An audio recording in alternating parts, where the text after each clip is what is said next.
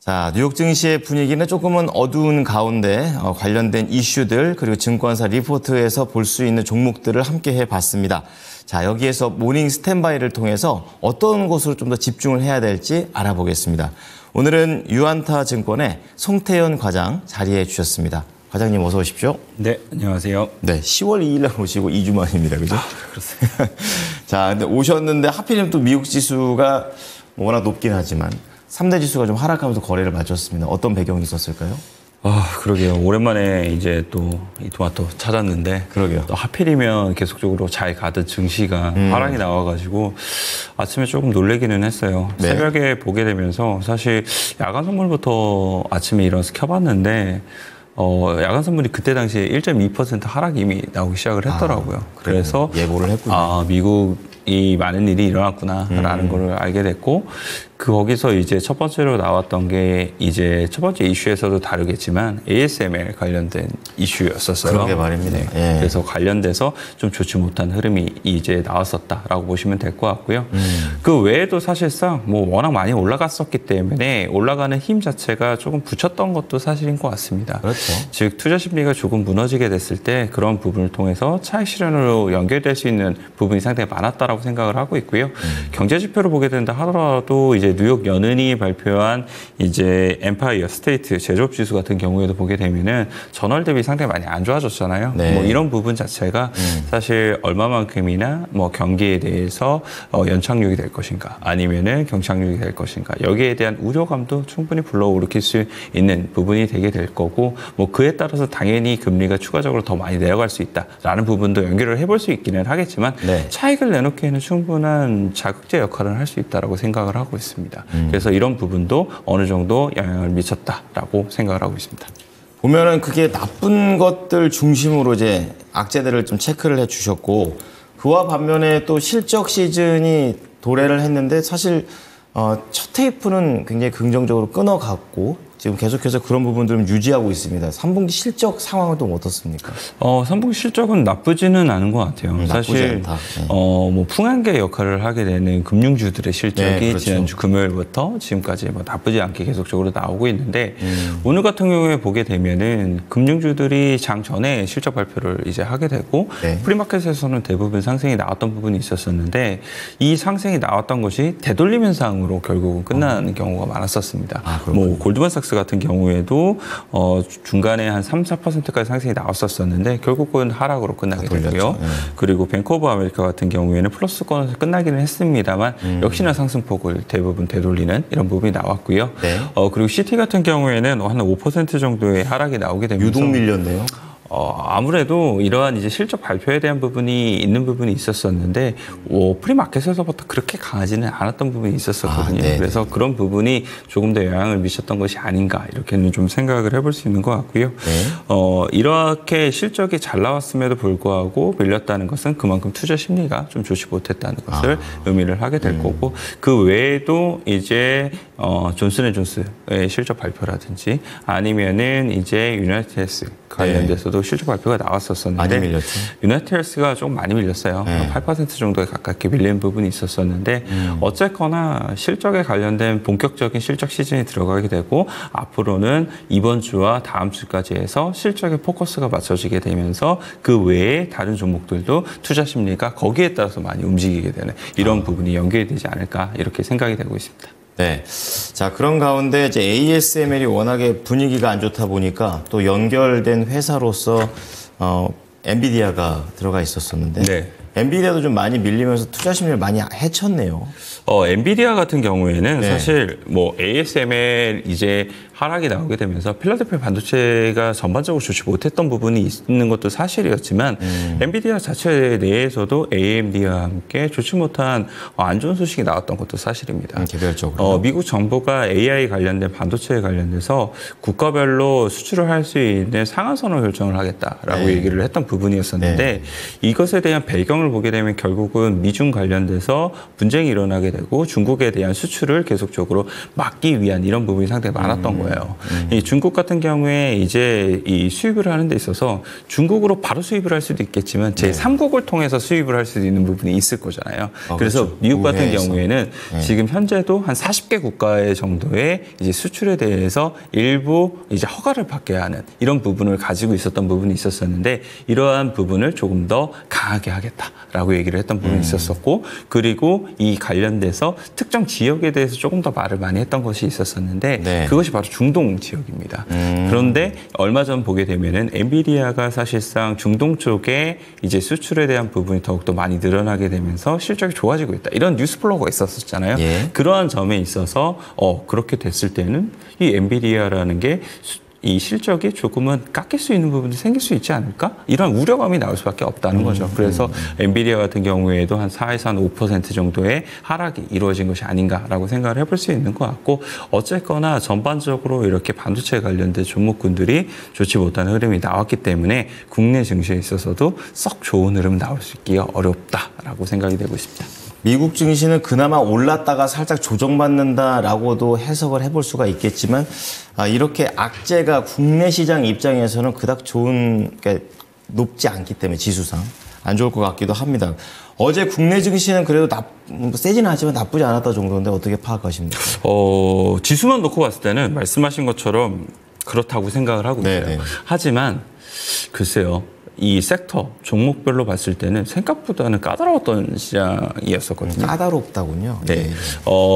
쉽게 말씀을 드리면 반도체에 대한 상승이 나오게 됩니다. 그런데 반도체 안에서도 어떤 종목군들은 생각보다 많이 빠지고 있고 어떤 종목군들은 또 올라가게 되는. 잘 골라야겠네요. 그 섹터 내에서도 차별화가 상당히 강해지고 있다라고 보시면 될 것 같고 반도체에 대한 상승이랑 이제 어제 같은 경우에는 제약 바이오에서도 삼성 바이오로이스나 셀트리온이나 이런 큼직큼직한 종목들이 상승이 나왔거든요. 네. 그렇게 되다 보니까 2차 전지가 크게 악재가 나오지 않았음에도 불구하고 좋지 못한 흐름이 또 나오게 됩니다. 2% 중후반 밀리더라고요. 네, 사실 LG 에너솔루션 같은 경우에는 2시 반 이전까지 보게 되면 4%까지 밀렸거든요. 그것이 나중에 이제 포드에 대한 수주 공시라든지 이런 것을 앞두고 반등이 나오는 부분이 있기는 했습니다만 어쨌거나 2차 전지에 대한 움직임 상당히 좋지 못했다는 점 이런 점을 생각을 해봤을 때는 역시나 제한된 수급 내에서 계속적으로 움직이고 있는 국내 시장이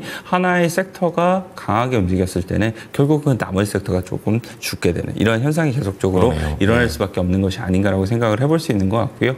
코스닥 시장도 보게 되면은 지금 어제 같은 경우에는 위고비 관련돼서 비만 치료제 관련된 종목들이 아침에 차익이 좀 발생을 하는 모습을 보였었는데 장 후반에는 다시 또 한번 강해지게 되고 시간 외에서도 역시나 더 상승이 나오게 되는 이러한 흐름들이 계속적으로 이어진다는 것이 여기서 거래를 하고 있는 플레이어 입장에서는 사실상 예측하기가 너무 어려운 시장이 되고 있지 않나라고 생각을 해볼 수 있는 것 같고 예측보다는 대응을 얼마나 잘하는가 내가 얼마나 빠르게 이 관련된 종목에 올라타는가 이런 부분에 있어서 수익률이 많은 부분 결정이 되기 때문에 그런 부분에 있어서는 상당히 까다로운 시장이 되고 있다라고 보시면 될 것 같습니다. 네. 자, 제한된 수급 내에서 순환 매장이 이어지고 있습니다. 자, 그런 가운데 예측을 해서 하는 것보다는 대응을 잘하는 전략으로 시장에서 접근해 보시는 것이 투자자의 지금 전략이 아닐까라고 의견을 드려봤습니다. 자, 모닝 관심주 들어가 볼 텐데요. 첫 번째 키워드는 이제 확실히 앞서서 얘기해 주셨다시피 반도체 쪽에서 보시네요. 네, 맞습니다. 어떻습니까? 사실 오늘 이 얘기는 안 드릴 수가 없는 부분인 것 같아요. 그렇겠죠. 뭐 계속적으로 얘기가 나왔던 부분이었었는데 ASML 실적 발표 내용입니다. 사실 ASML이 스케줄상으로 보게 되면 오늘 실적 발표 아니었거든요.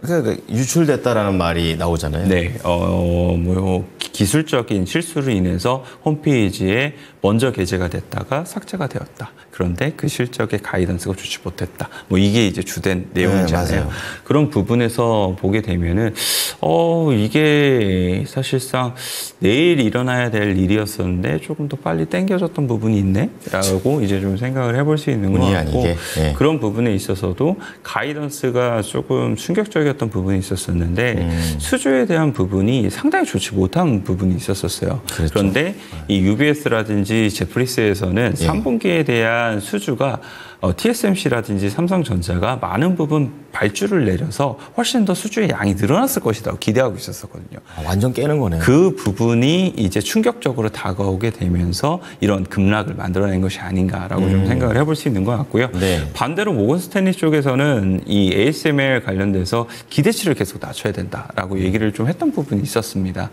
그런 부분이 일부 뭐 주가에도 반영된 부분이 있기는 하지만 어쨌거나 월가에서도 이렇게까지 수주가 줄 것이다라고 생각을 못했었기 때문에 이러한 큰 폭의 하락이 나온 것이 아닌가라고 생각을 해볼 수 있는 것 같고 사실상 반도체 장비 관련돼서 ASML이 뭐 차지하고 있는 지위라든지 이런 부분이 상당히 큰 부분이 있잖아요. 그런 부분에서 결국은 그럼 이 장비 업체가 이랬는데 다른 장비 업체는 다를 것인가?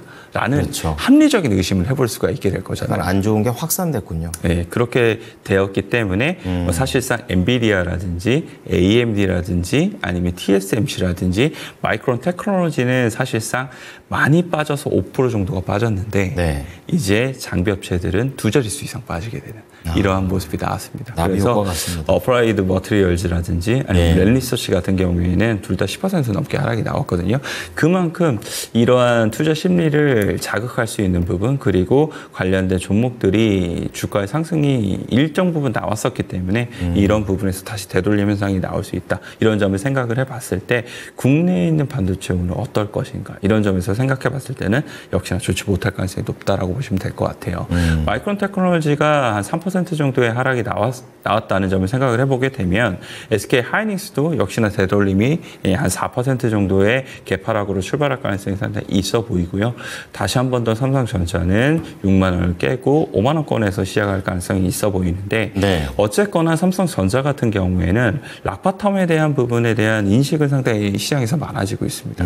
즉 시장에서 삼성전자가 매력적이지 않기 때문에 주가의 반등은 잘 모르겠는데 반대로 삼성전자가 여기서부터 더 빠져면 얼마만큼이나 더 빠질 수 있을까? 그렇죠. 즉 바닥권을 슬슬 형성할 수 있는 기틀이 마련이 되고 있다라고 보시면 될 것 같고요. 저는 그렇기 때문에 삼성전자가 6만 원 밑에권으로 빠질 때마다 분할 매수로서 대응을 하시기에는 괜찮을 수 있다고 생각을 하고 있습니다. 하지만 네. 그렇다고 해서 단기적으로 상승폭 수익률이 좋을 것이다. 이렇게 보기는 좀 어렵고요. 6개월에서 한 1년 정도 사이를 놓고 10에서 한 15%의 이 목표 수익률을 가지신 분들이라면 충분히 접근을 해볼 수 있는 단가가 6만 원 언더다라고 좀 생각을 하고 있습니다. 이제 하이닉스는 단기적으로는 계속적으로 삼성전자보다 좋을 것 같아요. 네, 네. 어제 19만 원이 넘는 모습을 보였었는데 이 19만 원 넘는 거는 사실 적극적으로 베팅해서 들어가긴 좀 어려웠었거든요. 네. 그래서 한 17만 원권까지 빠지면 조금 더 편하게 들어가겠다라고 생각을 하고 있었었는데 오늘 만약에 과도하게 이제 하락이 나오게 되면서 네. 17만 원권까지 내려갔을 때는 충분히 접근을 해봐도 되지 않나라고 생각을 하고 있고요. 그럼 두 종목 중에서는 하이닉스 쪽에 좀 단기적으로는 하이닉스가 계속 좋습니다. 결국은 HBM 관련된 쪽만 이 수요에 대한 부분이 가장 좋은 부분이 있는데 그 부분에 있어서 네. SK 하이닉스가 독점적인 지위가 계속 더욱더 오래될 가능성이 높다는 점을 생각해 봤을 때는 충분히 더욱더 가져갈 만하다라고 생각을 하고 있고요. 반도체 소부장 관련돼서는 지금 바닥에서부터 상당히 좀씩 올라온 종목들이 있었었는데 오늘 많이 빠질 것 같아요. 특히나 네. 장비주들은 많이 빠질 것 같은데 거기서부터는 조금 기회를 포착해 볼 만한 종목을 우리가 골라야 되지 않을까 이렇게 생각하고 있습니다. 네, 초반에 들었을 땐 반도체 업종 자체를 좀 접근을 보유해야 된다라고 그렇게 좀 말씀하셔가지고 그러면 관심주가 없겠거니 이렇게 생각했는데 또 그 안에서 또 기회는 있는 것 같습니다. 어떤 관심주입니까? 물론 오늘 많이 빠지겠죠. 네. 많이 빠지기는 하겠지만 그럼에도 불구하고 저는 장비 중위주 중에서는 이오테크닉스 계속 관심 있게 봐야 되지 않나라고 생각을 하고 있습니다.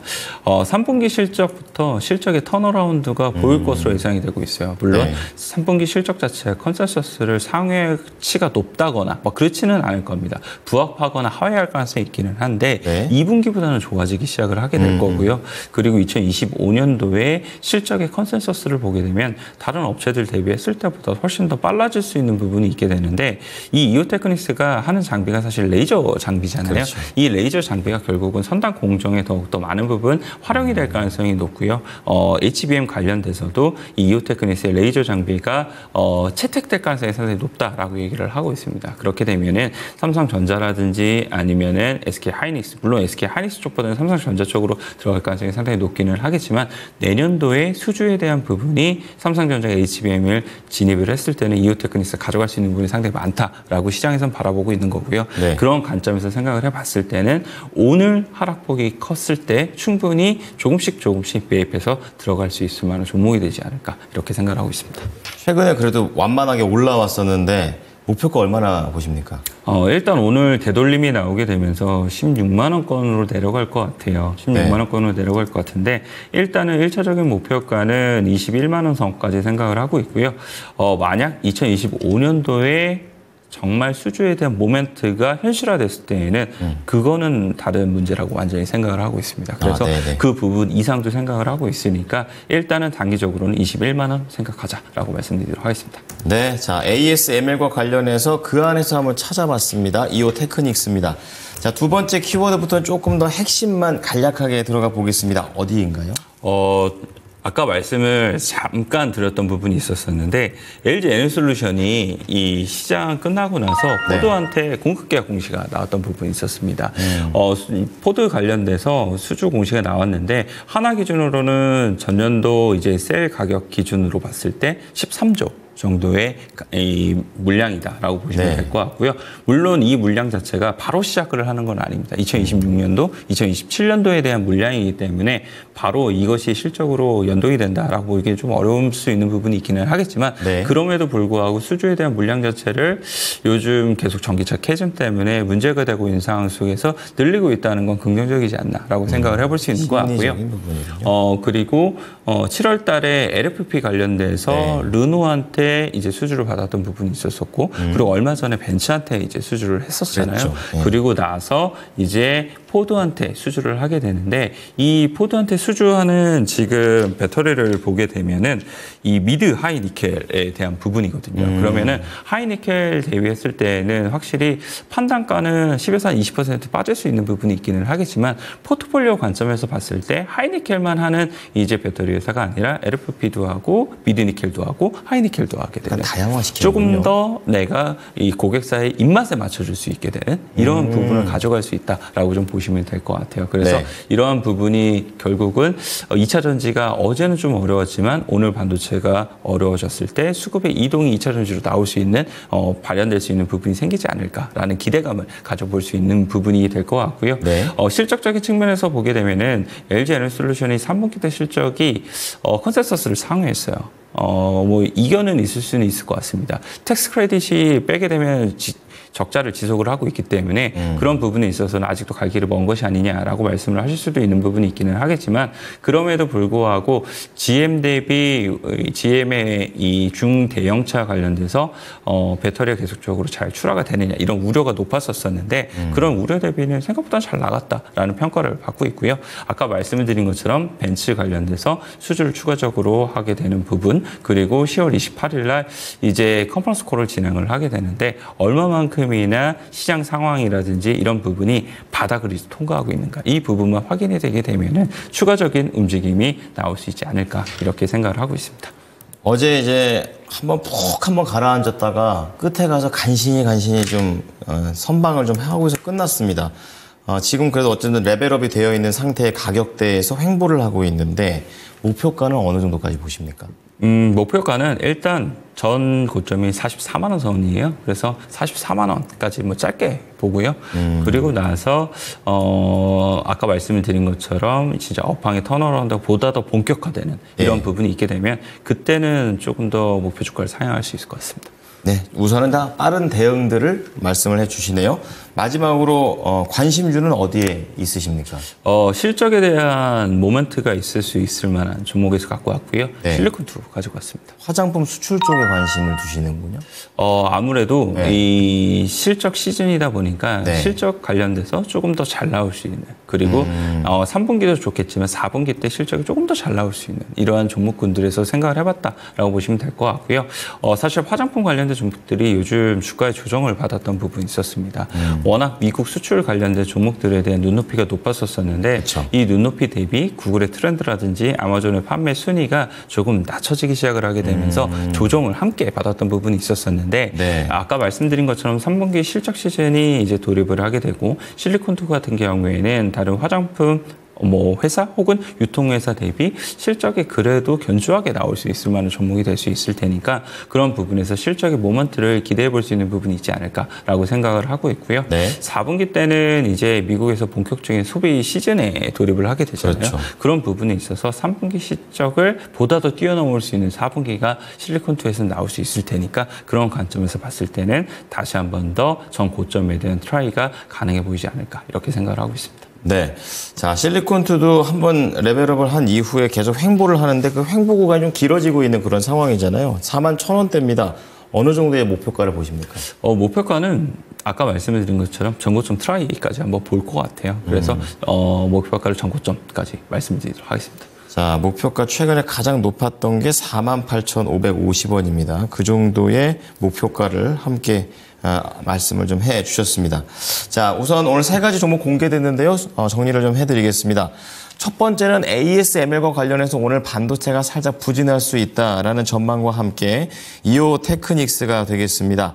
하락을 하더라도 확실히 펀더멘털적인 측면에서 실적에 대한 모멘텀에 집중을 해주셨고 단기 21만 원 제시를 하셨습니다.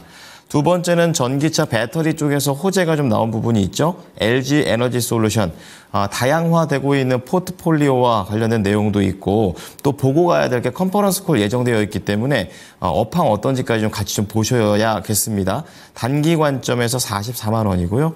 자, 마지막으로 화장품 수출 쪽에서 실리콘2입니다. 역시 실적에 대한 모멘텀, 그러니까 요즘은 까다롭기 때문에 현재뿐만이 아니라 미래 실적까지 포함을 해서 한번 체크를 해주셨고요. 단기적으로 목표가 48,550원 제시를 해주셨습니다. 자, 오늘 내용들 잘 참고하겠습니다. 감사합니다. 감사합니다. 지금까지 투자 판단에 도움이 될 수 있는 정보를 제공해 드렸습니다. 하지만 특정 종목의 상승과 하락을 보장하진 않으니까요. 이 부분 참고해 주시기 바랍니다. 오늘도 성공 투자하십시오. 고맙습니다.